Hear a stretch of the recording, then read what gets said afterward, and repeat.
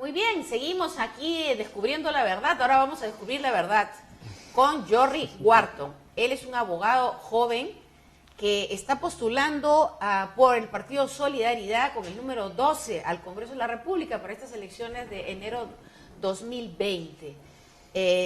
Doctor Wharton, muchas gracias por estar con nosotros. Gracias a ti, Beatriz, por la cobertura, por el espacio, por permitirme pues una plataforma para poder mostrar las propuestas que traigo y poder conectar con la gente y que la gente nos escuche. No siempre es bueno porque somos casi 3.000 los candidatos que nos estamos postulando y creo que es bastantes personas que se han animado a cruzar el charco, ¿no?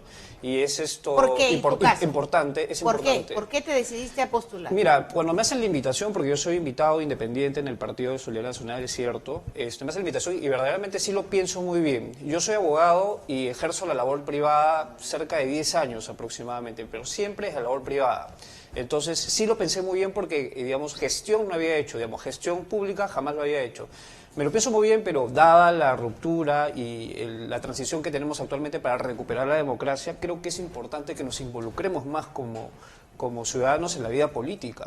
Hay formas de poder implicarse en la vida política, viéndola pasar, criticando y asumiendo el rol como tal desde el Parlamento en este caso concreto. Entonces, haciendo este análisis rápido, vi por conveniente que teniendo ya la posibilidad de, en calidad de invitado, de estar en una lista tradicional, en una bancada tradicional, un partido tradicional como lo es Solidaridad Nacional, vi por conveniente asumir el reto y estamos aquí, estamos en plena campaña, mitad de campaña ya.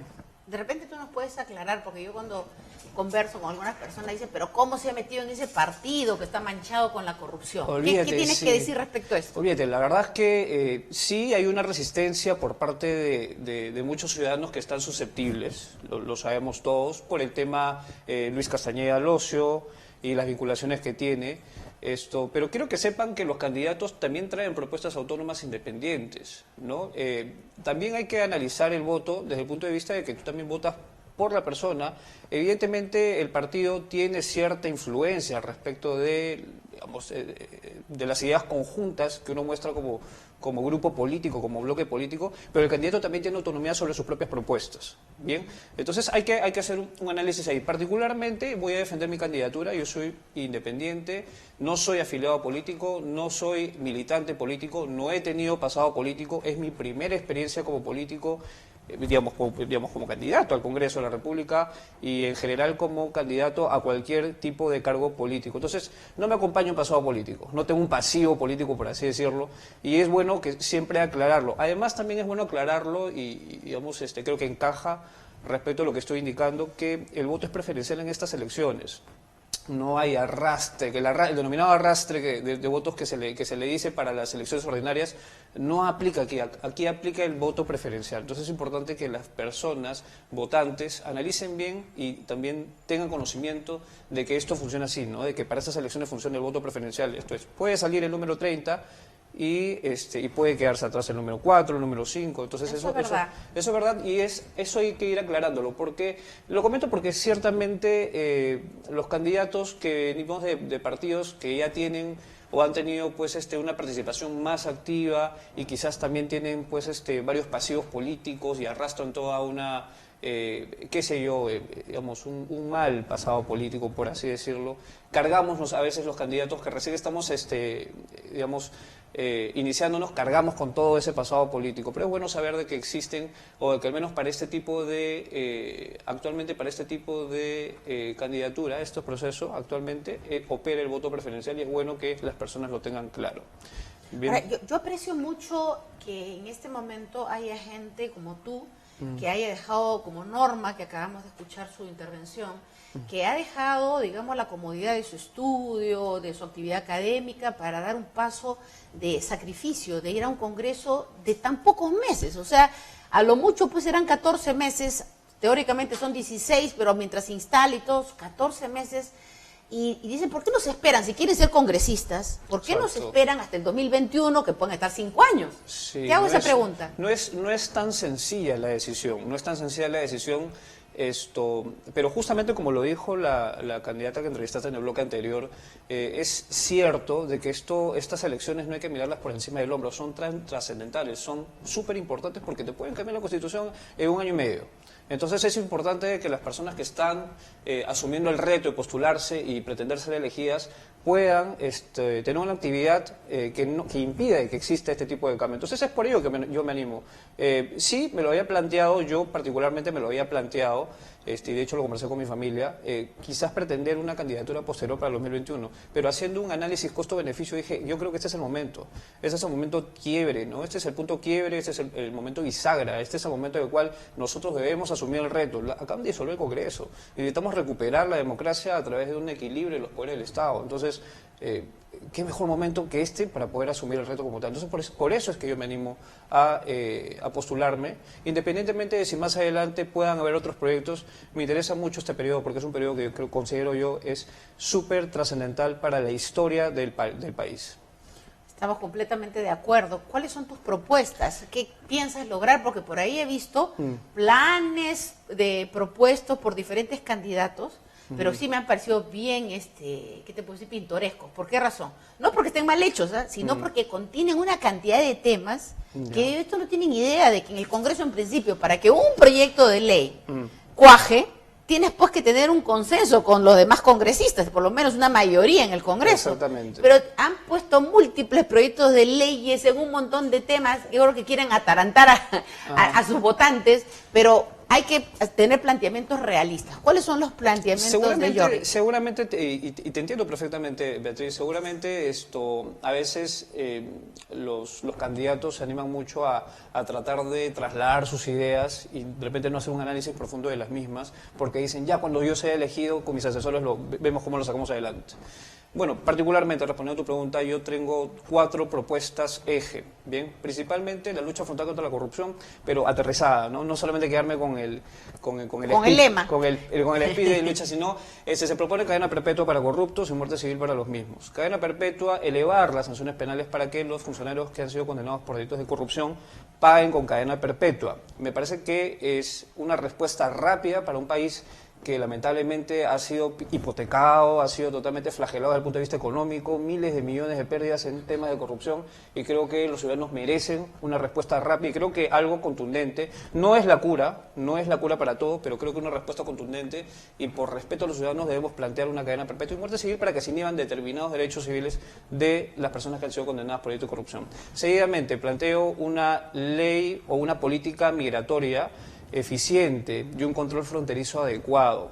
Los extranjeros en general, sin mencionar nacionalidades, los extranjeros en general deben pagar impuestos en el Perú como lo hacen todos los peruanos, para que exista una equivalente competencia en el mercado, tanto desde el punto de vista del sector o la clase laboral como la clase de emprendedores y de empresarios en general. Entonces, si tú tienes a un extranjero que se adecua a la norma, esto es, hay que hacer una reingeniería de la ley de nacionalidad, se adecua a la norma de la Superintendencia Nacional de Migraciones, tú vas a poder encontrar a un extranjero que pueda pagar sus impuestos. Entonces vas a tener una sana competencia. Parte de la reingeniería de la ley de nacionalidad implica también de que no le regalemos pues el Perú a los extranjeros en general, pues, ¿no? Porque con 2 años de permanencia de los extranjeros pueden nacionalizarse. Entonces estamos prácticamente regalándole la patria al Perú.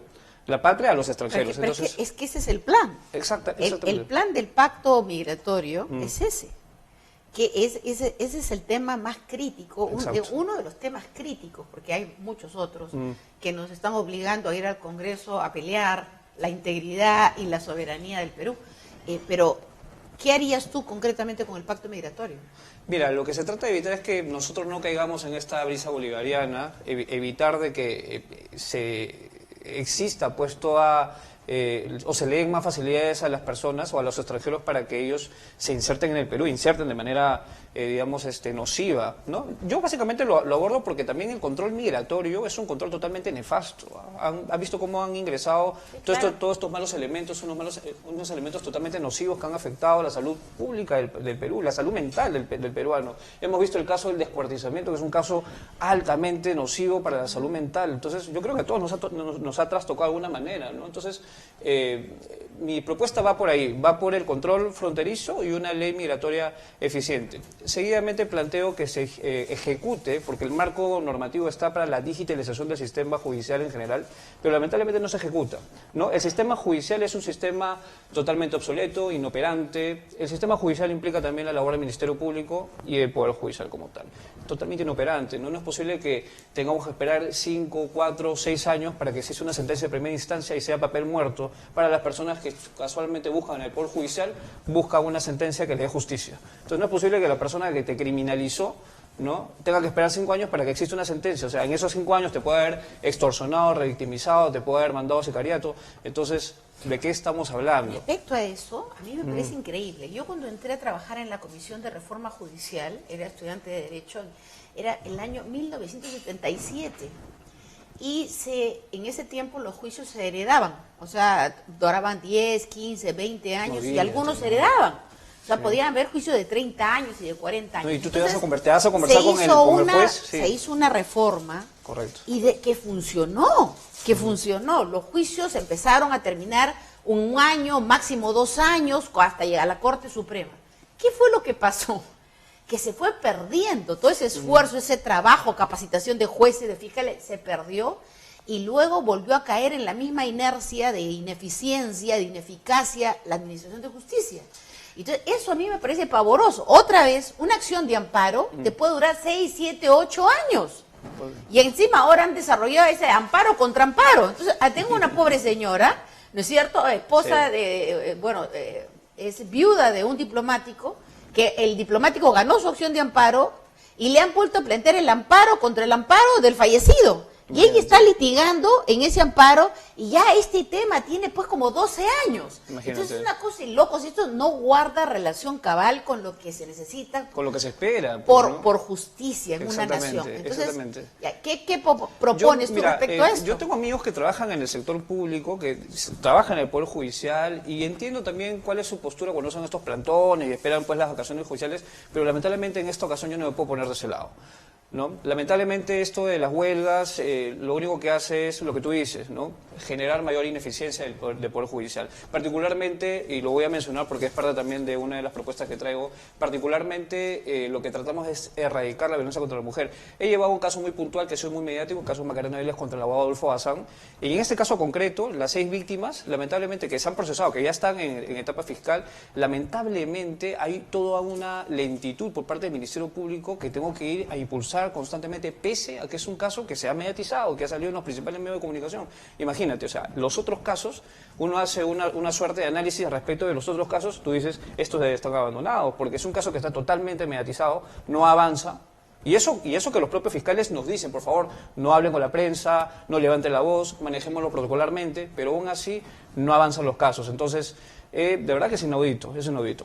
Voy con mi cuarta propuesta para ir cerrando. Lo que propongo es una amnistía general del historial crediticio en las centrales de riesgo. Bien, se entiende que los peruanos necesitan también tener una nueva puerta de financiamiento para sus proyectos personales, proyectos familiares y de emprendimiento en general. Se entiende también que, bueno, las centrales de riesgo cumplen con mantener en este récord crediticio negativo a las personas que no han honrado sus deudas, pero también hay que analizar caso por caso, puntualmente, cuáles son los casos en los cuales sí podemos generar una amnistía que permita poder reinsertarlos nuevamente al sistema financiero, que permita que ellos vuelvan a tener acceso a financiamiento, que les permita poder pagar los colegios de sus hijos, que les permitan poder levantar un poco de capital para poder continuar con sus negocios pequeños, medianos, grandes, qué sé yo, pero creo que es una propuesta interesante que ataca a un gran sector de la población de manera positiva. Más aún en un momento de tanta crisis, de recesión económica, donde se retrasa la cadena de pagos y no te paga uno, no te paga el otro, y tú también dejas de pagar. Entonces, al final, todos vamos a Infocorp, porque no podemos pagar nuestras cuentas debido a que tampoco nosotros nos pagan. Entonces, esto está pasando. Entonces, y eso mismo es lo que yo veo que resulta irracional. Me parece interesantísima esta propuesta última que has mencionado, porque hay gente que en este momento no tiene trabajo otros que consiguen trabajo por 3, 4 meses y como el sistema está hecho para que nadie tenga trabajo fijo, entonces en 3, 4 meses de repente adquirieron un compromiso de pago pensando que iban a seguir trabajando, de repente afuera los despiden y ¿qué hace esa gente? Entonces se quedan en el aire. Entonces es como que el sistema es muy perverso. El tema de las tarjetas de crédito que te las dan, te las regalan prácticamente en los supermercados. Y te meten una trampa, ¿no? Y la gente dice, bueno, qué fácil, una tarjetita puedo comprar, no tengo plata, pero con la tarjetita compro, pero después cuando tienes que pagar la tarjetita y tienes que pagar un interés del 120%. Es exagerado, ¿no? Es altísimo. Eso me parece y no hay ningún tipo de recompensa para el buen pagador o para el pagador o el que cumple en los plazos determinados, en los plazos en los cuales ha honrado a cubrir sus deudas. No hay una buena recompensa para poder, qué sé yo, renegociar las tasas, mejorarlas, como pasa en todas las partes del mundo. Acá no, acá te mantienen el 140, el 120% de tasas. Entonces, pero se ha legalizado la usura. Y entonces es algo sobre lo cual se tiene que legislar, ¿no? Acá no es que el libre mercado, no señor. El libre mercado tiene condicionantes y es que nadie puede abusar de su posición dominante. O sea, y eso está pasando. Hay gente que está funcionando económicamente en base a monopolios. Los monopolios están prohibidos en nuestra Constitución. ¿Por qué se está permitiendo todo eso? Eso no es libre mercado, eso es libertinaje para que el que tiene poder económico pueda abusar del que no lo tiene. Y eso es lo que no se debe permitir, eso es lo que debería legislarse para impedir que esto se produzca. Y eso jala un poco también lo que está sucediendo con el Sistema Nacional de Pensiones, básicamente en las AFPs, ¿no? Las AFPs, en realidad, lo conversábamos con Rafael López Aliaga el día de ayer, en el programa que yo manejo, que lamentablemente se destinan todos los recursos, la mitad del recurso recaudado por las AFP para invertirlos en el mercado internacional, generando empleabilidad en el mercado internacional, cuando eso se debería generar acá. Se debería generar empleos en el Perú, es un crimen financiero. Lo conversábamos con Rafael y le doy toda la razón en ese sentido. Voy a incorporarlo dentro de las propuestas principales. Dentro de mi campaña.